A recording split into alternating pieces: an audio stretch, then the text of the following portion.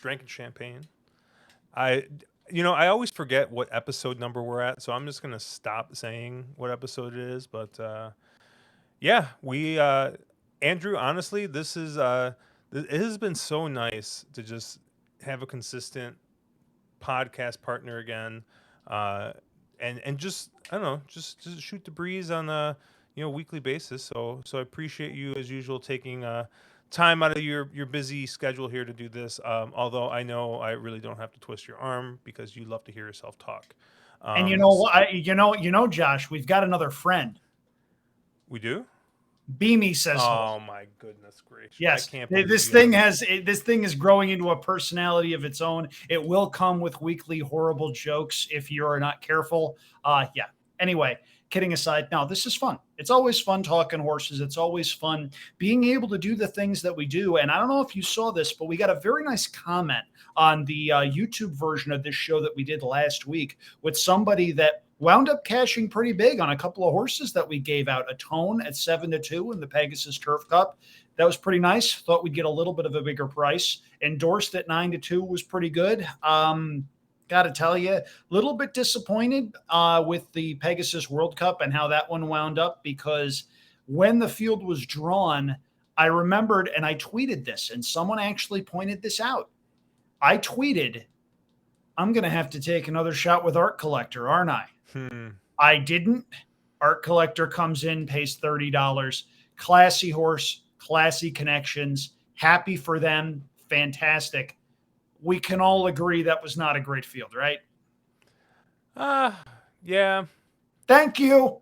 Thank I you. mean, A week later, you admitted I was right. Thank you. I'm never going to admit that you're right, but yeah, no, it is what it is, right? I mean, that unfortunately, like I agree with you that it's not the greatest rendition of the Pegasus that we'll see in our lifetimes, but it's also, for all intents purposes, a Grade One race. I mean, that's a Grade One field right now It's when it what's comes. out there, and I understand that. Having said that, if you rushed to defend the quality of the Pegasus World Cup, as some people did, I admire the sentiment. I admire trying to make the best out of a bad situation. That's noble.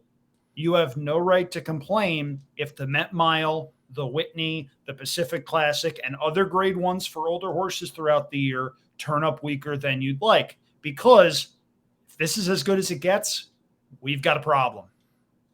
I mean, I don't know necessarily if it's as good as it gets, but It's an if, yeah, because you're looking at that field and you're thinking, okay, Cyberknife, who, by the way, never took to the track at Gulfstream, and you could see going into the first turn, if you were live to Cyberknife for a nice chunk of change, you were in trouble because that horse was climbing and wanted absolutely no part of that situation.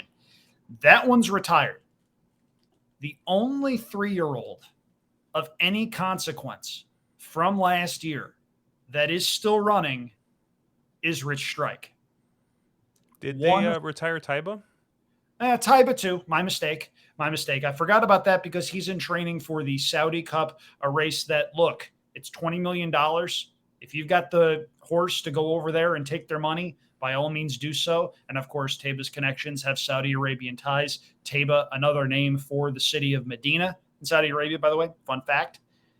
I can't acknowledge that race for Hall of Fame or Eclipse Award considerations solely because of all of the off the track stuff that's gone on. Having said that, you wind up with a situation where outside of Taiba, outside of Rich Strike, there's not a lot of talented 3-year-olds coming back. You can hope that some horse materializes out of nowhere, and that does happen from time to time. We saw Elite Power go from nice allowance horse to champion sprinter really, really fast, but it's one of those instances where you'd really like more in the way of known quantities going into the rest of the year. We're into February right now. You look at the races as they're shaping up. Man, I miss when the Santa Anita handicap used to be a much, much, much bigger deal. I was there the day Game On Dude took on Mucho Macho Man and Will Take Charge, ran those blistering fractions and ran those horses off their feet. That was a freaking horse race. And I don't want to sound like the grumpy old man saying, get off my lawn, but just because everyone else's standards go down doesn't mean mine do. Well, it does remind me a little bit of um do you remember that there was that short period of time in 2020, 2021, where Mystic Guide was possibly the best older horse in He training? won the Dubai World Cup. Yeah. Yeah, isn't that what this kind of feels like? Doesn't Art Collector give you a little Mystic vibe or Mystic Guide vibes there? Like horse that kind of got lost and now everyone retired and this is what we got.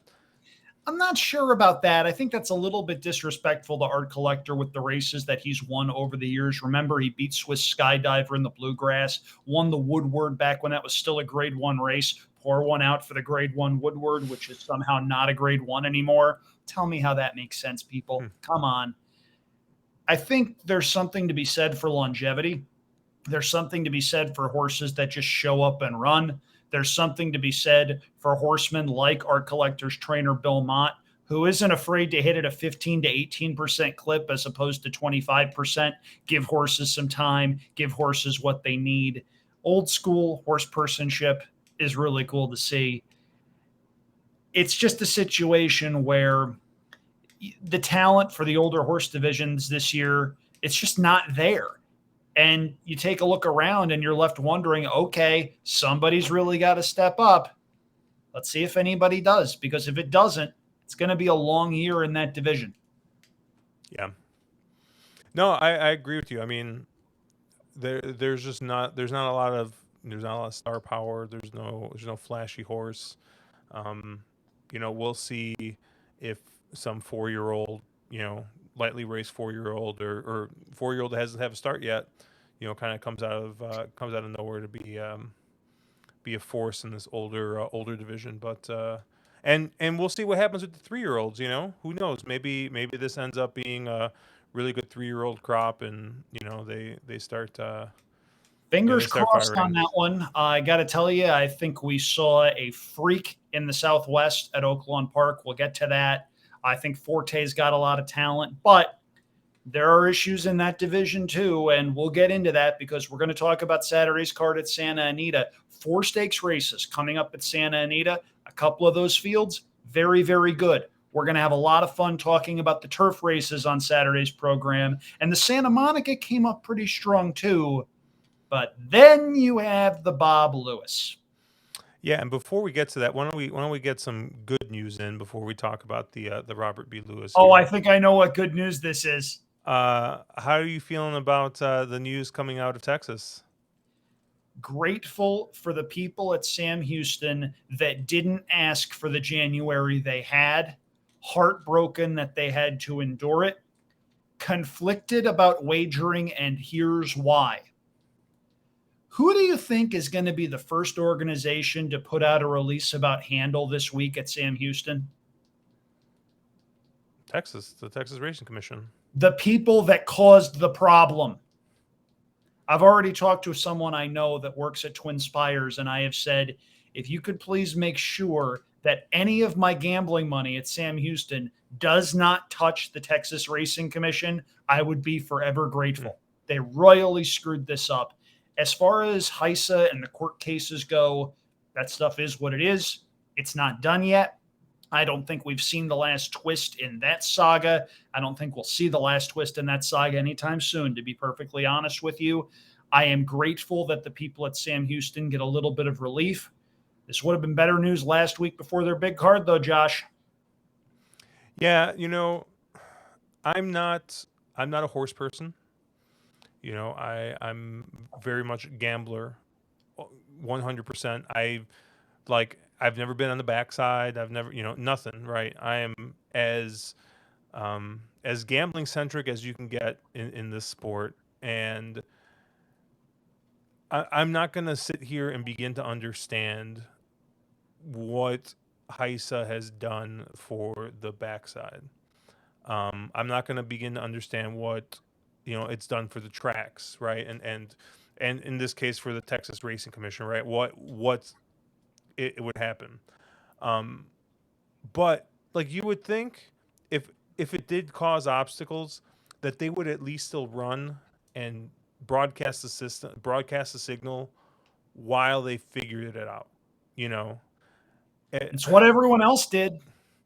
it just really feels like, hey, I'm gonna take my ball and go home, and I mean, just the amount of harm it probably caused uh, countless horse people down there. It's a shame. It's a shame that that's what it came down to.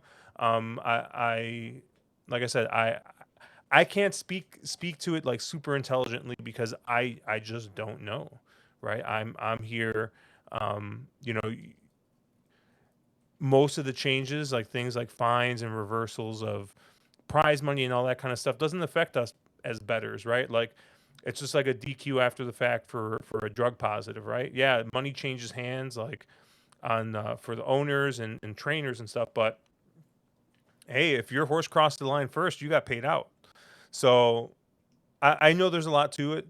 You know, one of these days, maybe I'll sit down and I'll really just kind of dig into to reading more about it. But yeah, it's just when you only see one state kind of being a stick in the mud, like it just makes you wonder, right? Especially because it's Texas. Like, I don't know, maybe if this was Arkansas or I don't know, some other like mid-level kind of state. Not that there's anything wrong with the racing in Oak The Park. Don't come after hypothetical me, you're but looking for, Josh, is Louisiana. okay, Louisiana. Louisiana hates HISA. I went to the Racing and Gaming Conference back here at this place in August, and it was a scene where Lisa Lazarus, one of the head people at HISA, was on a panel.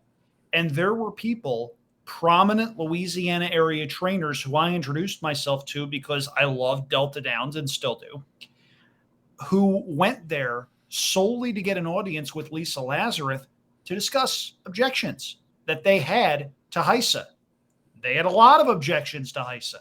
There are cases still winding their way through the courts with HISA. Did they stop running?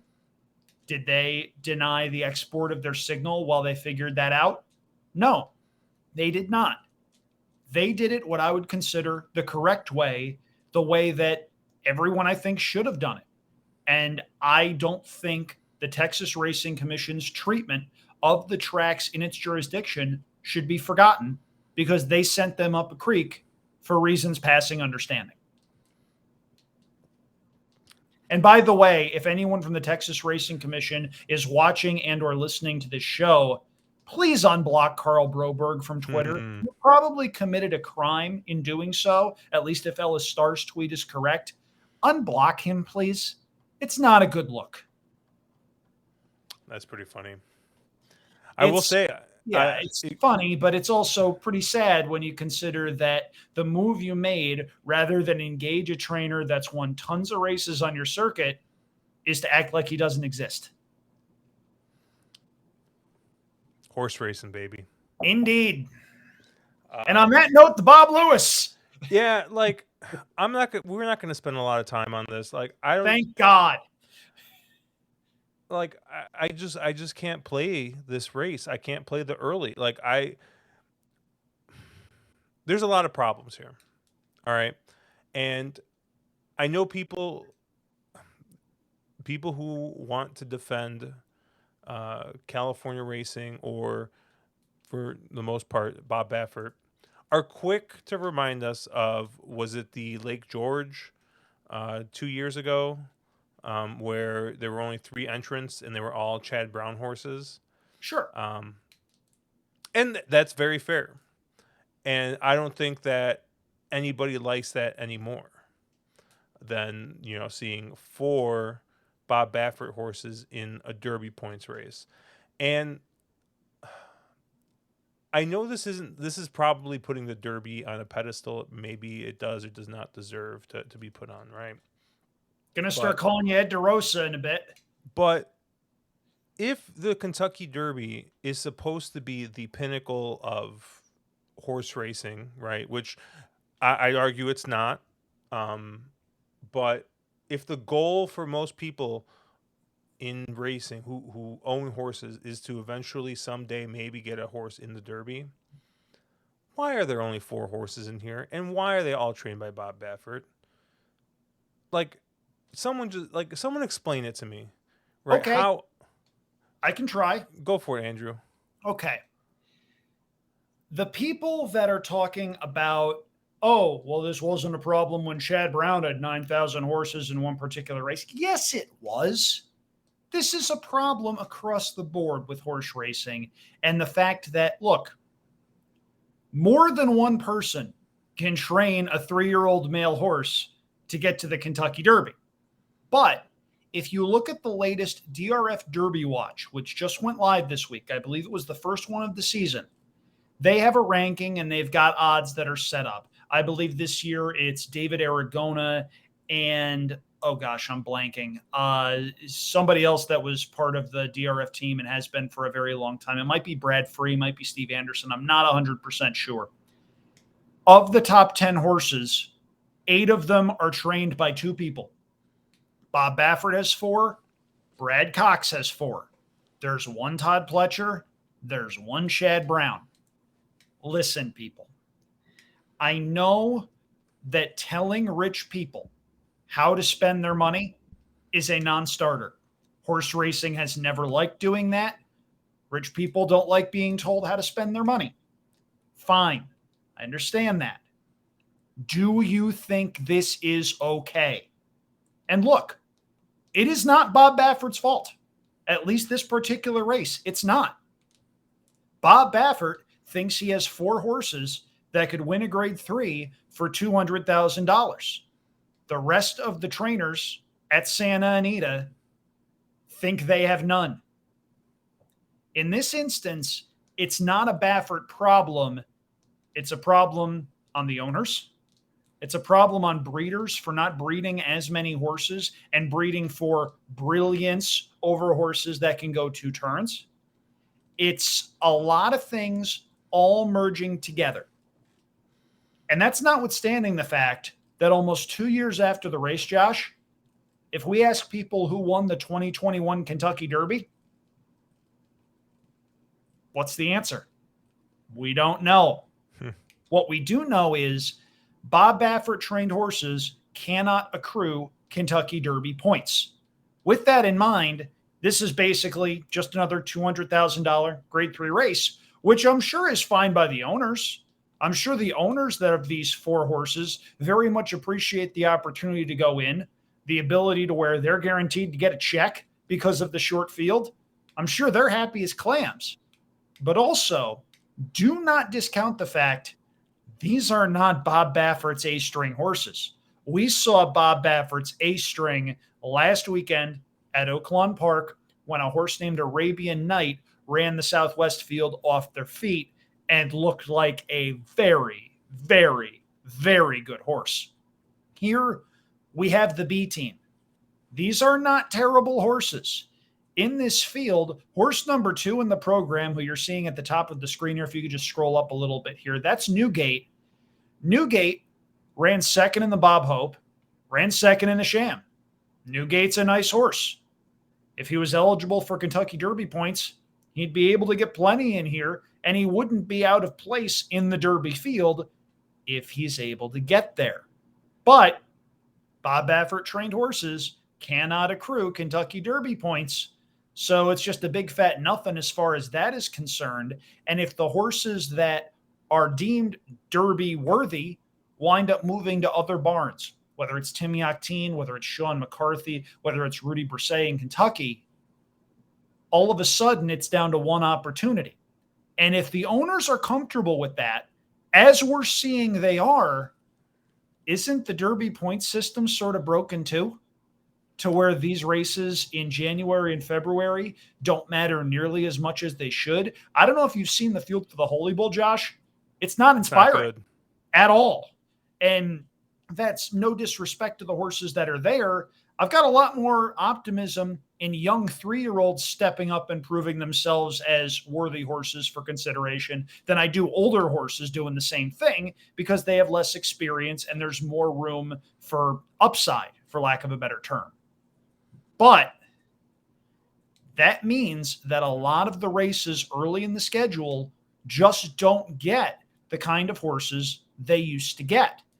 We're going to see a Derby field where the best horses have run 5, 6 times, maybe. I mean, it's just such a completely different thoroughbred than what we're seeing right now. All of this, by the way, may seem like the ramblings of a madman, and maybe you're not far off in that assessment if that's what you think. But the general point is there are a lot of things that are converging here, and none of them are any good. And possibly what's worse, what incentive is there by anybody to change any of this moving forward for the betterment of the game? Breeders aren't going to change anything. They're making money hand over fist. Owners aren't going to change anything. They want to put their horses in the barns of people who they deem have the best chance to get into the Kentucky Derby starting gate. In this case, Bob Baffert, Brad Cox, Todd Pletcher, Chad Brown. Even though there are a lot of really, really good trainers out there, a lot of the talent is consolidated into those barns. And as a result, you wind up with whatever the heck this is. Yeah, I've thought about this for a bit with the whole Derby points punishment, and I kind of feel like, I mean, it's just typical horse racing. Like they want to make it seem like they're actually punishing somebody, but they really aren't. I really kind of just wish that they would have just either you either had to go more extreme, that if at any point he was listed as a trainer, that horse could never earn points, or you might as well have just not banned him for 2 years or whatever. Like, I don't know. I really just like this just doesn't, this feels stupid. You know what I mean? This feels dumb. We have a Derby points race where nobody's going to earn any points. Like, how stupid is this? I Yeah, mean, in my what? opinion, it's the system as a whole that needs to get revamped because right now, very few races matter up until mid March. Here's an idea: do what the Breeders' Cup does. Make those races, the final preps and the Breeders' Cup Juvenile, win in your in races, and then you'll wind up doing what they did for a long time, which was graded stakes earnings for the rest of the spots in the field. That incentivizes trainers and owners to run their horses. And then you wind up with bigger fields, you wind up with more competitive fields, and occasionally you wind up with a Kentucky Derby that has a handicapping quirk that makes it an even more fun race for degenerates like us to look at. There's not a perfect situation or a perfect solution, I should say, to all of this. But if you think one trainer having all four horses in the Kentucky Derby prep race, when that trainer cannot accrue Kentucky Derby points for his horses, is a good thing, you're delusional. I really want to preface. I mean, I try to preface all this because I say stupid shit all the time, and it's coming strictly from a place that I am in this game on the gambling standpoint. I see this field. I don't want to bet it. No, You know what I mean? nobody does. Honestly, you add two other horses to this race, I still don't want to bet it. But you still end up having, like, how often does that happen, right? How I mean, and that's not just here.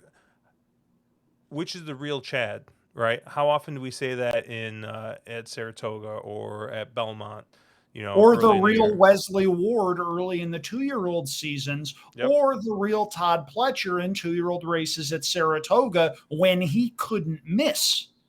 yep. So it's not, it's as much as it's exacerbated on the West Coast because there's really only one super trainer out on the West Coast, at the same kind of level as, At those least on the all East. caps super trainer. Yeah, Yeah.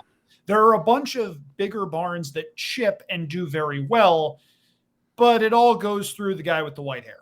yeah.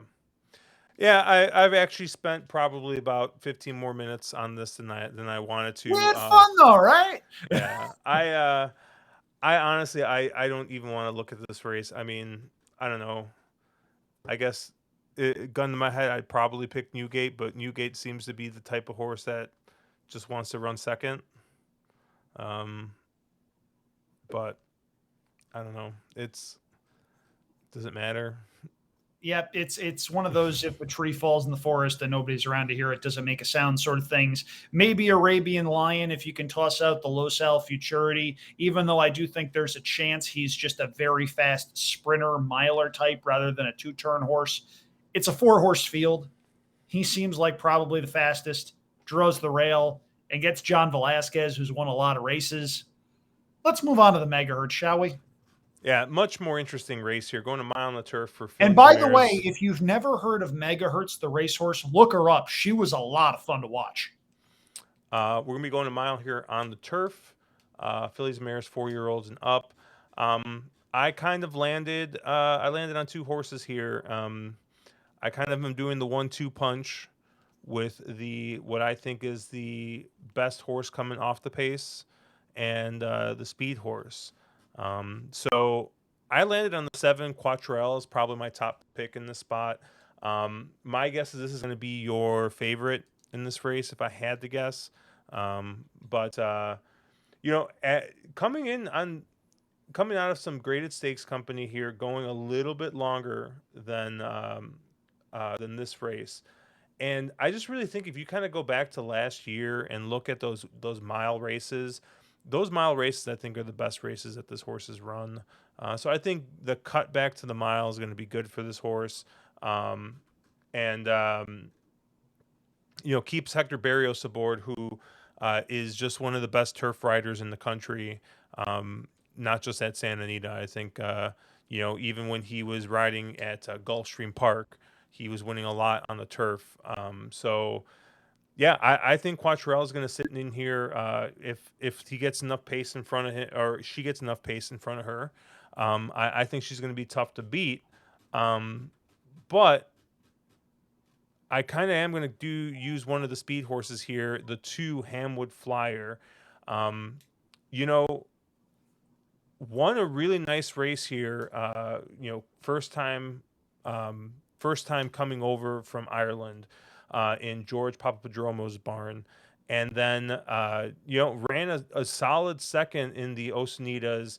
Won another race here at Santa Anita, 2 for 2 at Santa Anita, going a mile, going wire to wire. I mean, it's kind of like one of those just runaway horses that gets out in the front end and just goes and gets Juan Hernandez aboard. So there's literally nothing to like here. This might be kind of a chalky pick. I'm guessing these are going to be your 2 short prices. But that's kind of where I landed here first pass. Andrew, I see you rubbing your hands. What do you like here? I love races like this because we see this completely differently. No. I hate Hamwood Flyer in this spot, largely due to the presence of the horse on the inside. Can you please scroll up to number 1, Baystorm? Tell me what Baystorm wants to do. Be near the front. Going 5.5 or 6 furlongs. This is a sprinter type that draws the rail. She's got to go. Hamwood Flyer has a lot of early speed, and if it turns out Baystorm doesn't ship for some reason, I have no inside information on this at all whatsoever. I just see a whole bunch of Florida workouts. But if Baystorm doesn't ship, I like Hamwood Flyer a lot more. Baystorm's got one way of going. Hamwood Flyer's got one way to go. That screams meltdown to me. Oh, now, it takes more than 2 horses to make a meltdown, Andrew. Don't do it. Well, let's take a look at the rest of the field then, shall we? I don't think number 5, One Silk Stocking, is going to be too far off the pace. That's another sprinter type with some early speed. Number 6, School Dance, has some early speed, cuts back after running second, beating a dirty head in the American Oaks going 1.25 miles. I don't think she's going to be too far off of it. I think there's a lot of pace, and that leads me to horse number 3 in the program, Nadette. Nadette shipped over from Shanti, made the first start for Neil Drysdale in the Autumn Miss. Now, you look in the program and you see a 5 or 6 week break between races, with the race in France and the race at Santa Anita. For a horse coming off the plane from Europe, That is a very quick turnaround. And this one wound up 11th of 11 early on in the field. Winds up picking her way through horses, runs a very good second, beaten about a length by the horse that came right back to win the American Oaks. I think Nadette is going to be the beneficiary of both experience and the likely race shape in this spot. Umberto Rispoli had a lot of options in here, most likely, and he winds up riding for trainer Neil Drysdale, who he doesn't ride for very, very much. I think the faster they go early, the better Nadette's chances figure to be. And I think you can say the same thing for the horse that breaks to the outside of one of your top selections, Quattrell. I'm referring to number 8, Oakhurst, who gets a dramatic rider switch. Nothing against Hector Barrios. Nice rider. Flavian Pratt on is a big, big move, especially when you're talking about Phil D'Amato. Now, I see that 6%, but I don't think that tells the whole story, Josh, because while he's 5 for 81 at the meet, and I admit that's not great, instead of constantly circling the 6 and making the rest of the text harder to read, 19 seconds and 13 thirds. It's not like his horses aren't running, and Oakhurst did not have a great trip last time out in the American Oaks, going that 1.25 mile distance, still ran 4th, beaten just a length.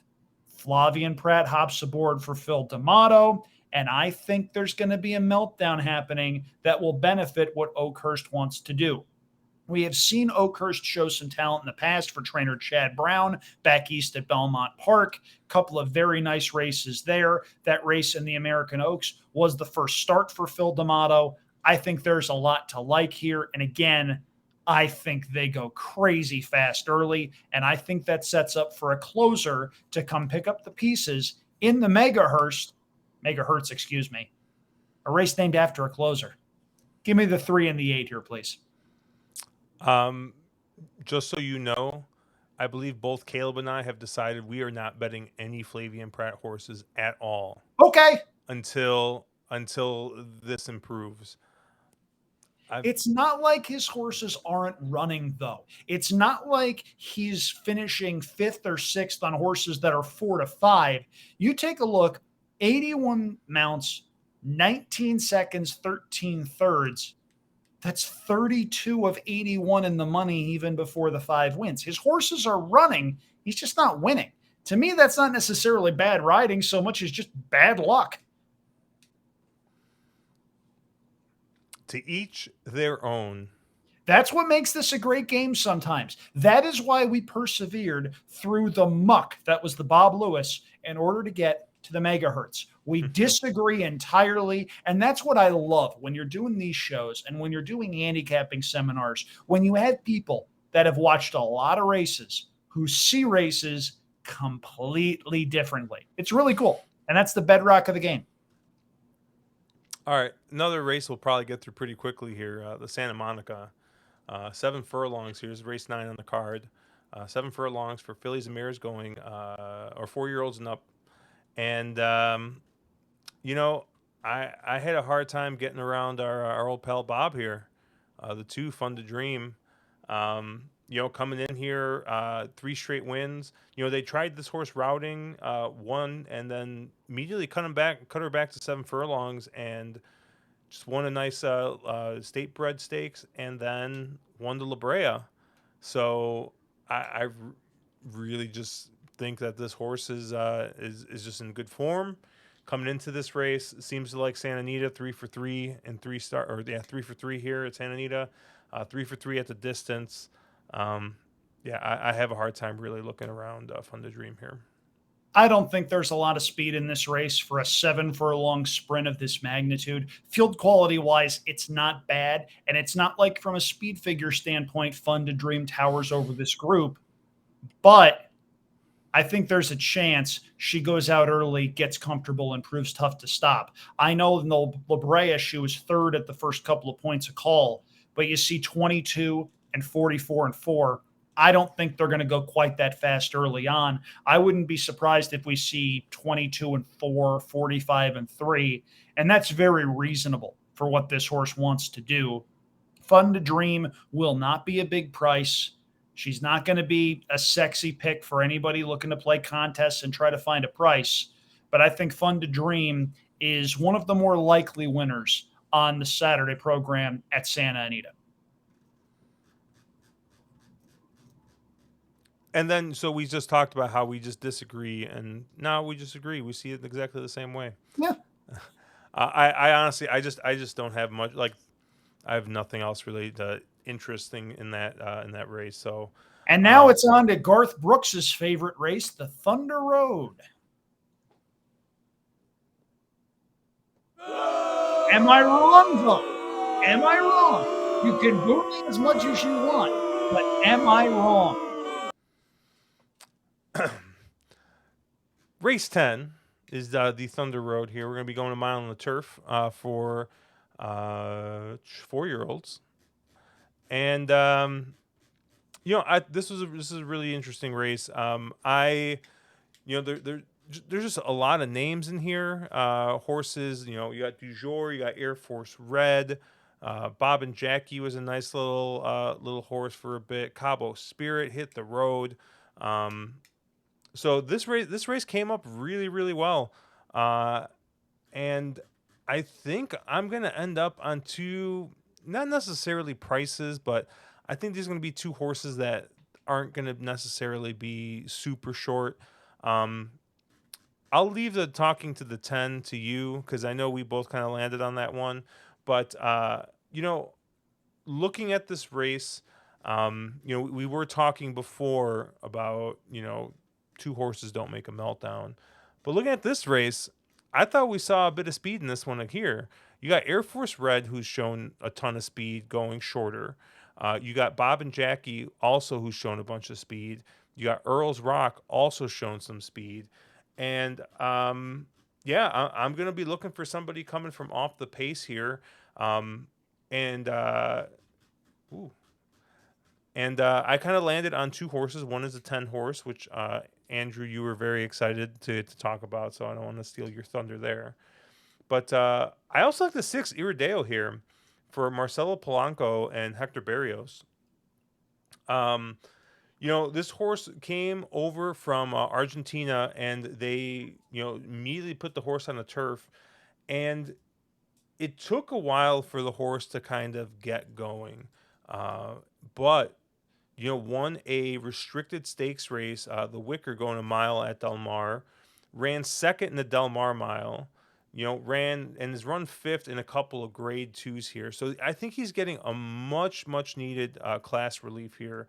And I think that this run style and the pace that he's going to see in front of him is going to be similar to kind of what he saw in the Del Mar mile. And that's one of his better races here. So, I just think that from a run style perspective, you get the right jock aboard. Hector Barrios, once again, we talked about him earlier. I think he rides the turf very, very well at Santa Anita. And no name connections. I think you get a price here, and you get a price on a horse who's cutting, or not cutting back in distance, but dropping in class significantly. I don't know. I really like Irideo in the spot. Needs an absolute meltdown, but I get where you're going. And if that you get a big price on that horse, he's certainly going to be going the right direction late. Having said that, of the closers, the one you mentioned a couple of times that I like is number 10, Dark Shift.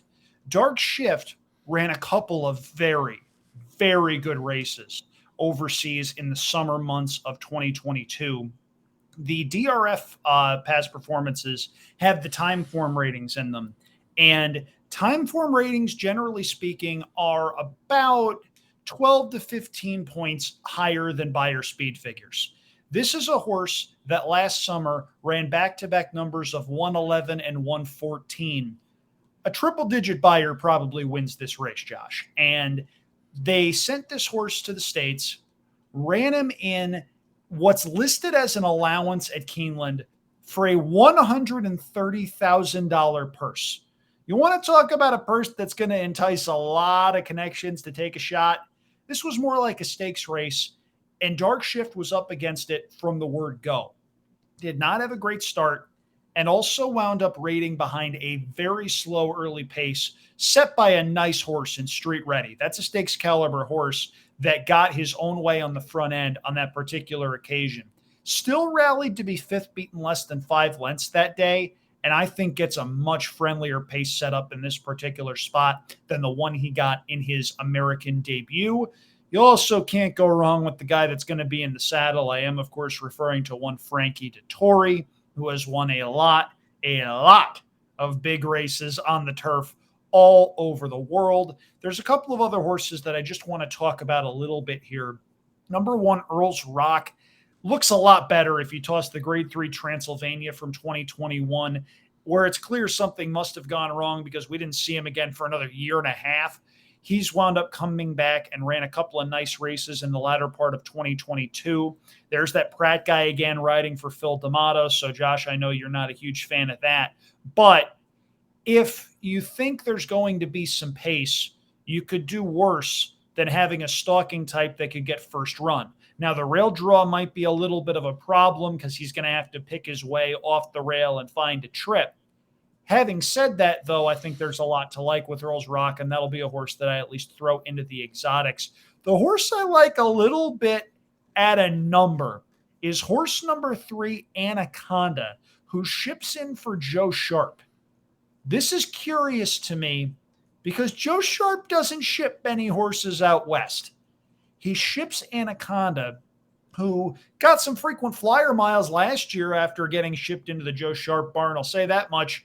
Ran at Saratoga, Kentucky Downs, Aqueduct, Laurel, and then Aqueduct again. They're not shy about shipping this horse around, but he got pretty good at the end of last year, ran 4 very good races in a row, and was a half length short in a $150,000 stakes race at Aqueduct, going 6 furlongs, which strikes me as a little bit shorter than I think he wants to go.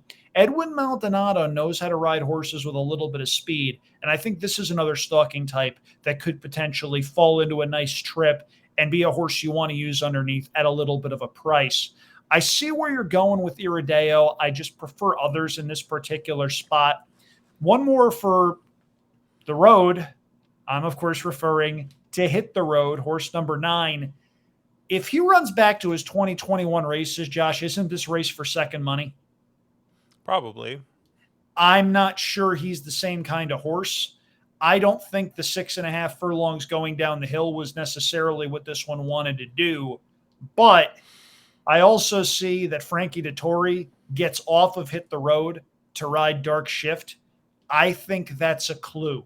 Hit the Road was a very nice horse in 2021, won the Grade 1 Kilroe back in March of 2021.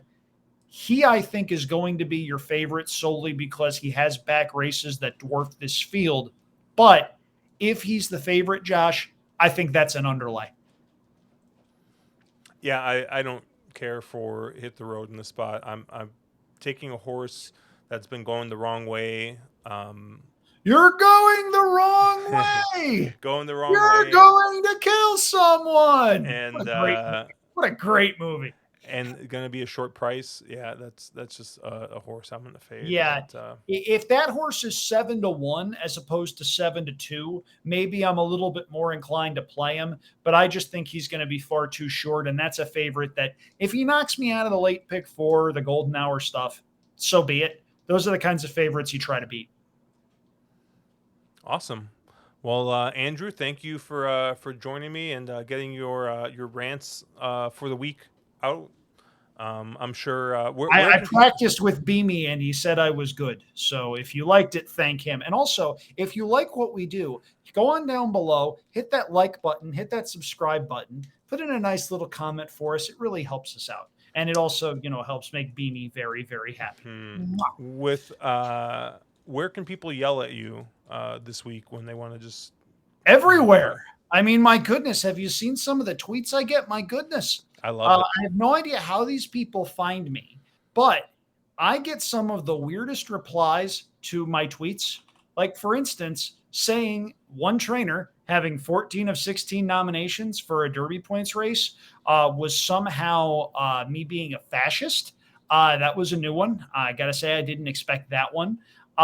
Yeah, but you can find me on Twitter at Andrew Champagne. That's where, I spout most of my opinions and picks and stuff like that.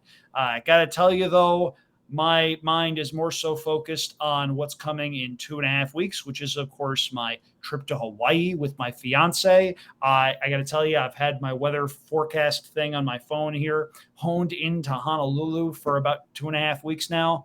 77 to 81 degrees every day. It's sunny. Waikiki Beach is going to be a lot of fun. And while I love you and while I love this show, we're going to have to take a week off because my focus is going to be very much elsewhere during that one particular week.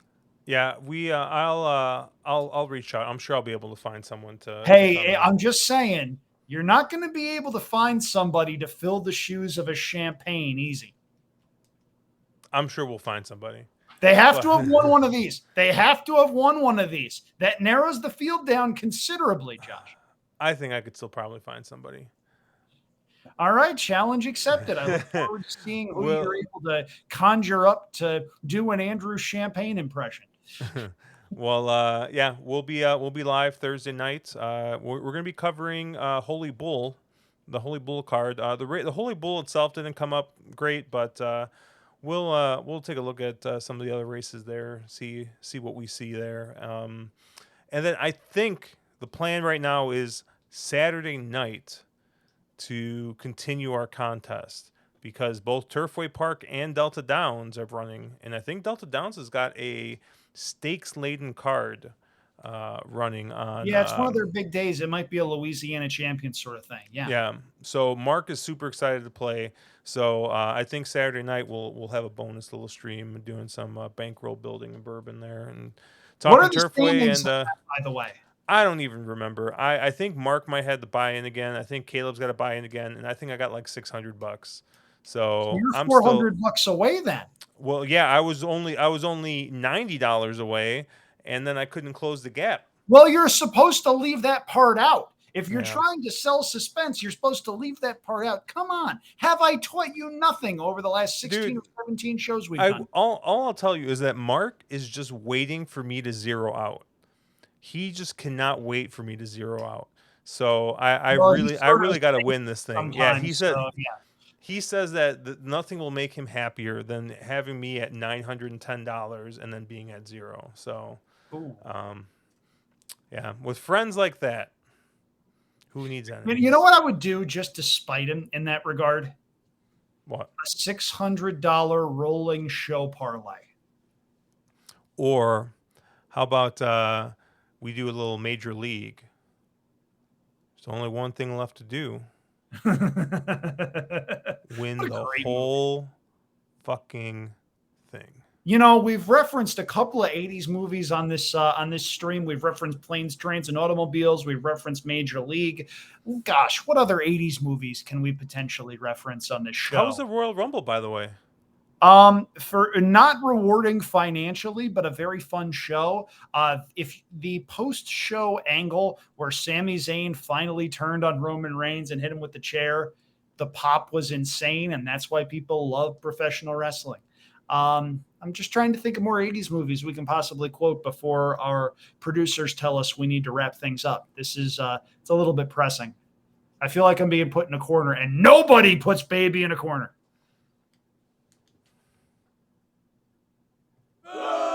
Okay. You're the one that brought out the Major League program. That's your own fault. Yeah, that's my own fault. Well, that's going to do it for us. Obviously, check us out at wrong_lead on Twitter. Like and subscribe if you're watching this on YouTube. Hey, subscribe to the podcast on your favorite podcast app as well. All of this helps us out. And Andrew and Beamy, catch you guys later. Take it easy, everybody.